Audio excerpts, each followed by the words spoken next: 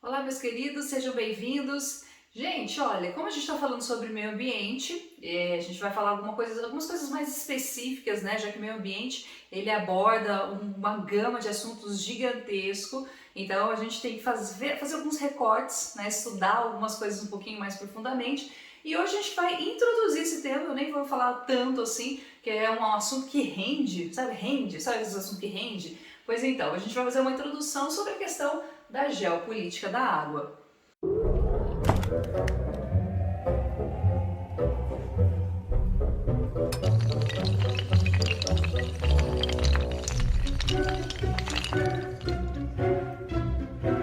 Bem, gente, a água no mundo inteiro ela vai estar distribuída de forma desigual. Como assim? Quer dizer que a gente não tem água para todas as pessoas do mundo de maneira igualitária, né? Parece meio óbvio. Agora que eu falei, me senti meio idiota. Mas enfim, a gente vai ter alguns lugares do planeta que tem muita água, como o Brasil, por exemplo, não todo o território brasileiro, mas uma grande parcela desse território tem uma quantidade muito grande sim de água, tem uma distribuição bem bacaninha de água. Porém, a gente vai ter outros lugares do planeta que são extremamente secos, que vivem sim numa escassez muito grande desse recurso. Lembrando, gente, que sem água tá impossível de você sobreviver. Claro que algumas populações que mesmo morando em áreas desérticas, como é o caso de Israel, né, algumas populações israelenses vivem praticamente no meio do deserto, mas para isso, gente, você precisa ter uma coisinha que nem todo mundo tem. Dinheiro, tá bom? Um dinheirinho bom aí para você conseguir fazer esse investimento. A verdade é que a grande maioria dos países que tem escassez de água tem sim vários problemas, tem um problema sério para suas populações. Se você não tem água em abundância, ou mesmo se você não tem água, não precisa nem ser abundância não. Se você não tem água ou má distribuição, significa que você não tem uma agricultura eficiente, abastecimento para a maior parte das populações, saneamento de água, enfim, vejo que é uma série de problemas aí, saneamento de água não, saneamento de esgoto. Falei errado, desculpa, foi mal. Gente, bom, o que faz então a gente ter essa má distribuição de água? O que faz a gente ter esse processo de distribuição desigual desse recurso? Bom, o principal motivo são questões ligadas à própria natureza, tá? Ao próprio meio ambiente. Eu vou mostrar para vocês que tem algumas condições, e é isso que eu quero mostrar um pouco mais hoje para vocês. Temos algumas condições naturais que fazem com que o Brasil tenha muita água e, em compensação, você tem um deserto como o deserto do Saara, que é gigantesco, tá? A gente tem algumas situações, algumas condições que fazem, então, com que a gente tenha essa distribuição desigual. É um processo natural. Porém, gente, o uso que nós fazemos, eu coloquei aqui algumas questões econômicas, mas a gente pode também falar de questões políticas. A gente também pode usar de forma muito inadequada essa água, né, causando um desperdício muito grande. Ou você pode, né, eu falei de desperdício, você pode usar de maneira inadequada, mas de repente fazendo uma agricultura que não seja mais eficiente. Ou mesmo a gente vai ter algumas questões geopolíticas, que isso a gente vai ver com mais cuidado lá na semana que vem, tá bom? Então a gente tem algumas condições humanas que podem sim fazer com que esse uso da água seja desigual. Então por isso que de repente no Brasil, mesmo a gente tendo uma abundância enorme de água, você vai ter sim populações que não têm acesso à água limpa, tá, gente? Porque não basta você ter uma água, né? A água está ali presente, mas essa água tem que ser potável para as pessoas, tem que ser consumível para as pessoas. Muito bem, isso aqui então eu vou deixar para o nosso próximo vídeo. E hoje em dia a gente vai falar um pouquinho mais isso aqui, tá, gente? Hoje nós vamos falar um pouquinho mais sobre esse assunto. Muito bem, por que a natureza faz com que a gente tenha então essa distribuição desigual? Quais são os fatores naturais que causam essa questão da desigualdade na distribuição de água? Primeiro, cabe lembrar, né, gente, que nosso planeta ele tem muita água, sim, só que grande parte dessa água, aliás, a maior parte dessa água vai ser água não potável, água não doce, né, água que é a água dos mares e oceanos, que você até tem processos que podem reaproveitar essa água. A gente tem no mundo inteiro processos de dessalinização da água, em que as pessoas consomem sim a água dos mares, dos oceanos. Só que é um processo, gente, na maior parte das vezes não é tão eficiente, porque às vezes ele pode ser caro ou ele pode não gerar tanta água assim, tá? A gente tem vários processos diferentes. Israel, por exemplo, tem um muito grande assim, e isso aqui é muito caro para a gente utilizar aqui no Brasil. E alguns até que são mais baratos, como eu disse, mas infelizmente não tem o mesmo. É um processo que não consegue produzir muita água numa quantidade tão grande assim, tá? Bem, Uma quantidade bem menor de água vai ser considerada água doce, água potável. Dessa água doce potável, a gente tem uma grande quantidade que fica nas geleiras, ou seja, nas áreas de montanhas, né, como você tem o Himalaia, a Cordilheira dos Andes. Então você tem aquelas grandes geleiras ali, muita quantidade de gelo que está nessas regiões. Ou então, gente, nós vamos também ter muito gelo nas áreas polares, tanto nas banquisas polares, né, para cima ali do Círculo Polar Ártico, como também na Antártida você vai ter, que aliás a Antártida não faz parte do Brasil não, tá gente? É que falaram isso aí outro dia, não lembro que exatamente quem, alguém bem burro, né? Alguém bem ignorante mesmo para falar que a Antártida faz parte do Brasil.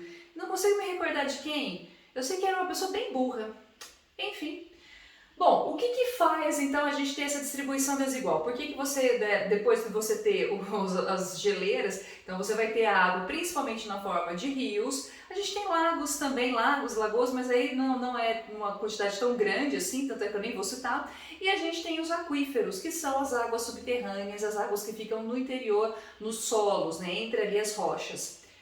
Gente, o que vai determinar é primeiro a questão do regime de chuvas. Tem lugares no planeta que a gente sabe que sim são mais chuvosos e outros vão ser bem menos chuvosos.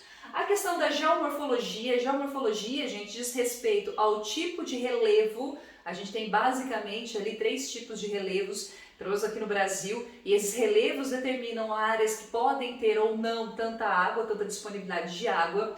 E a gente tem a questão geológica, quer dizer, o tipo de rocha que pode ou não ser impermeável, ou seja, que permite ou não a entrada de água e a formação não só dos rios, mas principalmente nesse caso dos aquíferos. Vamos por parte, gente. Vamos falar primeiro do regime de chuvas. Regime de chuva, gente, vai estar associado com algumas condições, tá? Não dá para falar de todas elas aqui, mas uma das coisas que faz parte desse regime de chuvas, ó, vou puxar uma estrelinha aqui, vai ser a questão da latitude, tá bom? Aliás, a latitude ele vai interferir não só na questão do regime climático, né, no regime climático não, desculpa, do regime de chuvas, mas também na temperatura. Então, se eu estou em ambientes com a latitude mais baixa, próximo da linha do Equador, que é uma linha de 0 graus, se eu estou nessas regiões, eu tendo a ser mais quente, e quanto mais distante dessas áreas, né, com altas latitudes, quanto mais eu vou subindo as latitudes, eu vou tendo ambientes cada vez mais frios. Bom, isso também tem uma certa influência na quantidade de chuva. A gente vai ter alguns lugares do planeta em que você tem uma convergência daquilo que a gente chama de ventos alísios ou uma convergência de umidade, como por exemplo é o caso da linha do Equador, e a gente tem algumas áreas de divergência de ventos, que são as áreas de trópicos. E os trópicos, então, por isso vão ser muito secos e por isso que nas linhas mesmo de trópico, tá, gente? Trópico de Câncer e de Capricórnio, a gente vai ter áreas desérticas. Então veja bem, ó, se eu pegar a linha do Equador, aqui a gente tem os trópicos. Eu não vou falar dos círculos polares porque nesse caso aqui não tem tanta interferência, tá, gente? É mais essa região mesmo. A linha do Equador, ela vai receber ventos, gente, ela tem uma área de convergência de ventos e esses ventos tradicionalmente vão trazer também muita umidade. É por isso que essa área de linha do Equador, né, na latitude 0, é por isso que a gente tem tanta chuva, porque aqui muita umidade que vem principalmente dos trópicos vai convergir ali nessa região e vai fazer com que a gente tenha muitas precipitações, muitas chuvas. Por isso que na floresta amazônica a gente tem uma quantidade tão grande assim de chuvas. Isso vai se repetir também se a gente pegar a linha do Equador do mundo inteiro, tá, gente? Não é só no Brasil não. No mundo inteiro essa condição ela se repete. Essa umidade que eu falei para vocês, que converge ali na linha do Equador, ela está saindo, gente, ela está fazendo um processo de saída das regiões tropicais, então dos trópicos, tanto de Câncer quanto de Capricórnio. Isso significa, né, a gente tem ali 23 graus e alguns tantinhos, lembre-se disso. Isso significa, gente, que aqui nas áreas, nas linhas de trópicos, no mundo inteiro, com uma exceção, nós vamos ter desertos. Ali, por exemplo, o Saara fica exatamente aqui em cima, tá? Se eu pensar no mapa mundi, o Saara ele fica mais ou menos por aqui.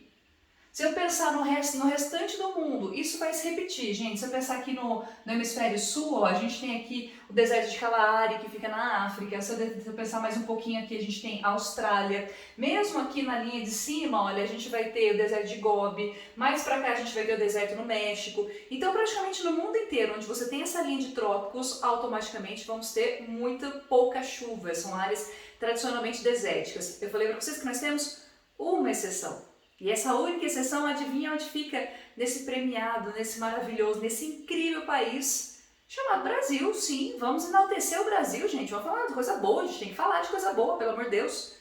Gente, ó, bem aqui, onde fica inclusive a nossa região sudeste, nós deveríamos ter um deserto. Por que que não temos deserto? Porque aqui, gente, acontece um fenômeno que só tem no Brasil, só vai acontecer no Brasil. Uma sorte que a gente tem, tá? Deixa eu ver se eu consigo fazer um desenho aqui para vocês entenderem. Ó, peraí. Só um minutinho, gente. Fica calma, vocês nunca viram meus desenhos, né? Meus desenhos são incríveis e fantásticos, gente, todos eles. Sim, eu sou uma pessoa modesta. Sim, eu sou uma pessoa que, né, super tranquila. Gente, ó, aqui a gente tem a maior floresta equatorial do planeta, que é a floresta amazônica, que não fica só no Brasil, né? Uma parte da Amazônia é uma parte que não fica só no território brasileiro, mas grande parte sim fica. Essa floresta, gente, ela existe por conta da umidade, ela só vai existir porque a gente tem essa convergência de ventos, só que ela em si, quer dizer, a própria floresta também gera muita umidade, também vai gerar muita umidade. Essa umidade, ela vai para a alta atmosfera, e qual que é a tendência dessa umidade que fica aqui, gente? A tendência é que ela iria para o mar, principalmente para o Oceano Pacífico. Só que acontece, gente, que ela não consegue, essa grande umidade que viaja em alta atmosfera não consegue chegar no Oceano Pacífico. Por que não? Porque aqui, meus amores, a gente tem a Cordilheira dos Andes. Toda a América do Sul a gente vai ter ali a Cordilheira dos Andes. E por conta da cordilheira, isso aqui ele vai meio que dar a volta, ó, e adivinha onde é que vai parar? Adivinha onde é que essa umidade acaba parando? Exatamente aqui onde nós estamos, na região centro-oeste e sudeste do país.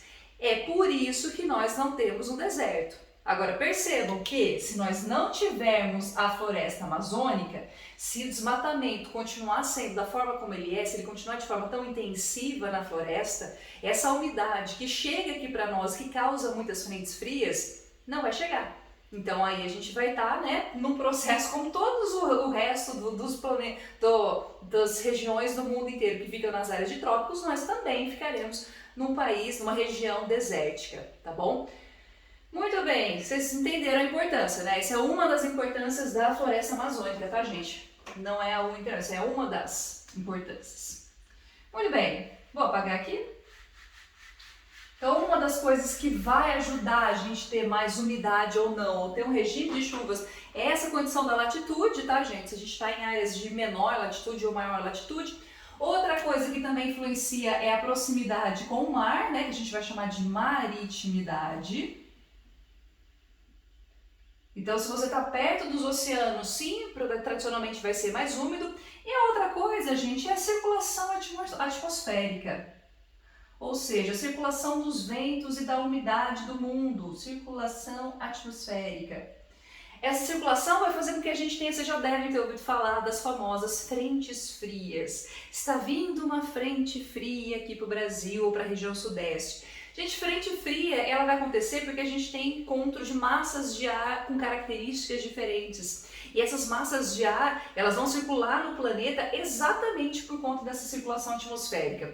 A circulação atmosférica, ela é um resultado direto do movimento de rotação. Então, conforme a Terra ela vai girando, conforme a gente tem essa rotação, automaticamente você também vai ter a atmosfera girando, né, gente? A atmosfera ela vai funcionar como se fosse um fluido, então conforme a Terra gira, esse fluido ele também vai se mover, vai se locomover. E a questão da energia, lugares que apresentam maior temperatura ou menor temperatura, né, como se está mais quente, os ares ficam mais leves, tendem a subir. Quando a coisa está mais fria, quando a atmosfera está mais fria, fica mais pesada, ela desce. Então essas condições diferentes de temperatura fazem com que você crie essa circulação, né, é um dos fatores que tem essa circulação atmosférica vertical, e aí você tem a rotação que faz com que a gente tenha uma movimentação dos ares, das massas de ar, tanto vertical como também horizontal. Então são essas as características básicas para a gente ter essa questão do regime diferente de chuvas em todas as regiões do planeta, tá? Se vocês tiverem dúvida, gente, eu sei que isso às vezes eu falei muito rápido, às vezes isso aqui cabe numa aula inteira, tá bom? Tô resumindo bastante para vocês isso daqui, para não ficar tão cansativo. Mas se vocês quiserem que eu explique só isso aqui, faça uma aula exclusiva só sobre isso, eu posso fazer sem problema nenhum. Aliás, acho que se vocês procurarem aí no meu canal, deve ter, tá bom? Se vocês procurarem aí, a gente tem aí uma aula específica sobre circulação atmosférica e sobre clima, tá bom? Posso até passar o link para vocês depois, mas eu posso também fazer, porque eu não sou uma professora preguiçosa, tá certo? Sou uma professora que se dedica, se preocupa com os seus alunos, então se vocês quiserem eu posso fazer, tá bom? Bom, a questão da geomorfologia e geologia são questões diferentes, tá, gente? Pode parecer parecido ali, né? Pode parecer parecido? Pode ser semelhante, né, as palavras, mas na realidade elas são coisas bem diferentes. Porque quando eu falo sobre geomorfologia, eu estou falando dos tipos de relevo do nosso planeta. E quando eu falo de geologia, eu estou falando da base geológica, da base rochosa que nós temos. Por exemplo, se eu falar de geomorfologia, eu estou falando das montanhas formadas, as grandes cordilheiras, formado por choque de placas tectônicas. Depois eu passo a ter relevos formados principalmente por fatores climáticos, né, que aí vão ser os planaltos, que aliás a gente pode ter vários tipos diferentes de planaltos, né, alguns mais chapadinhos assim, outros em formatos de serra, tá? Eu posso ter aqui no Brasil, a gente tem essa classificação de depressões. A gente tem depressões relativas e não absolutas. A gente não tem depressão que fica abaixo do nível dos oceanos. E a gente vai ter também as planícies sempre associadas, sempre próximos, ou a áreas litorâneas, né, como as praias, por exemplo, são formas de planície, ou então as margens do rio. E aí a gente tem algumas planícies bem extensas, como do rio Amazonas. Gente, pensa assim, olha, se eu tenho uma região que é muito chuvosa, como no caso do Brasil, e eu tenho uma geomorfologia que tem muitos terrenos, não precisa nem ser terrenos tão altos assim como as cadeias de montanhas que nós não temos no Brasil, porque para ter cordilheira e cadeia de montanha, você tem que ter choque de placas tectônicas. O Brasil não fica em área de choque de placas tectônicas, tá, gente? A gente fica bem no meio de uma placa e por isso que a gente não tem nem terremoto, nem cadeia de montanha, nem vulcão, né? Já tivemos, mas não temos mais. Lá no passado, muito tempo atrás, tá? Bom, algumas condições, então, pense que se a gente tem muita chuva e se a gente tem um ambiente que de repente tem muitas planalto um pouquinho maior, isso pode fazer, gente, isso pode formar uma coisa que a gente chama de bacia hidrográfica, tá? O que é uma bacia hidrográfica? Que aliás aqui no Brasil, quando a gente fala desses recursos naturais, recursos hídricos, vão estar muito associadas às bacias hidrográficas. Pensem na bacia, gente, exatamente como o nome está falando, uma grande baciona de água. Eu sei, é um nome idiota, mas não fui eu que dei esse nome.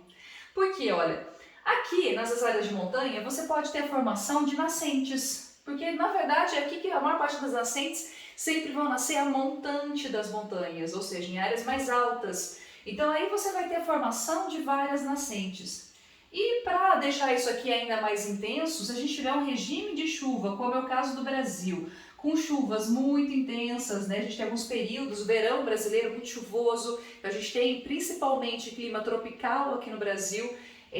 Por ser uma área tropical, tem bastante chuva, essa água da chuva ela infiltra, né? Ela vai aqui nas montanhas, ela pode formar as nascentes, ou ela pode escorrer pelas montanhas, né? Pelos planaltos, e aí, gente, ela vai formando vários rios menores, que depois vão migrando, vão crescendo cada vez mais até se transformar em rios cada vez maiores, tá bom? Então pensem na bacia hidrográfica não só como um rio, mas quando a gente fala em bacia hidrográfica, a gente está falando toda uma área que a própria geomorfologia, que o próprio relevo forma como se fosse um bacião, tá? E às vezes é um bacião mesmo, né? A gente pensa na bacia amazônica, tá bom? Ou mesmo a bacia do Rio Paraná, a bacia do Rio Tietê, que está mais próximo da gente.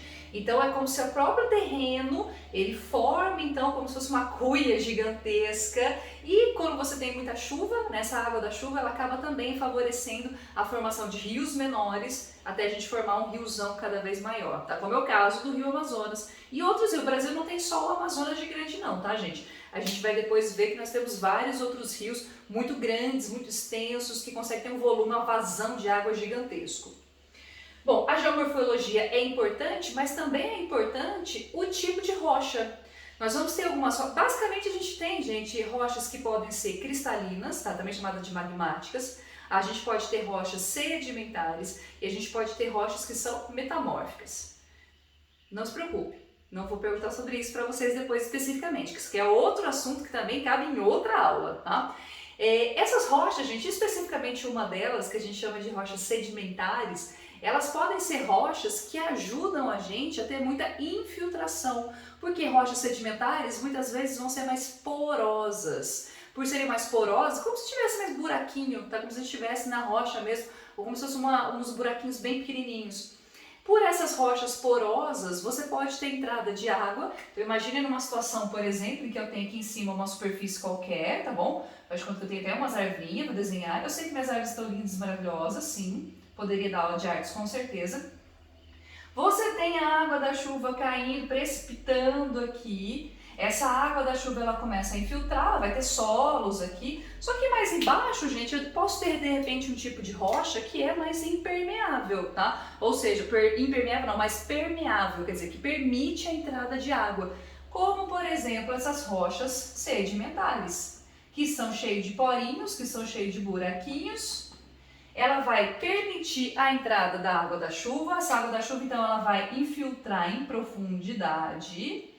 E aí, gente, ela vai formar aquíferos, tá? É como se você tivesse aqui no meio da rocha, não é que essa água ela tá livre, né? Tipo assim, ela não tá boiando aqui, tá bom? Ela tá dentro desses poros, ela tá dentro de fraturas da rocha, mas aí você pode encontrar, assim, essa água em uma certa abundância. Adivinha só, o Brasil também tem bastante aquífero. A gente tem um maior do mundo que é o aquífero Guarani. O aquífero Guarani, ele é o maior e inclusive não fica só no terreno brasileiro, né? Fica também uma parte no Uruguai, Argentina e Paraguai, então não é só um aquífero brasileiro. Predominantemente está no Brasil, mas não só aqui.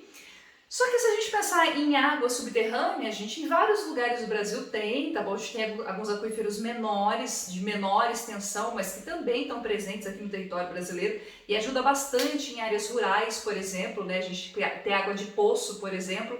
E na região amazônica, além do rio, além da própria bacia do rio Amazonas, a gente também tem um aquífero gigantesco ali embaixo, tá, gente? Então o Brasil realmente, nós temos muita sorte, porque a gente fica numa região que é tropical, a gente tem a floresta amazônica, a gente tem um regime de chuva muito grande, a gente tem durante um período, né, do ano bastante precipitação.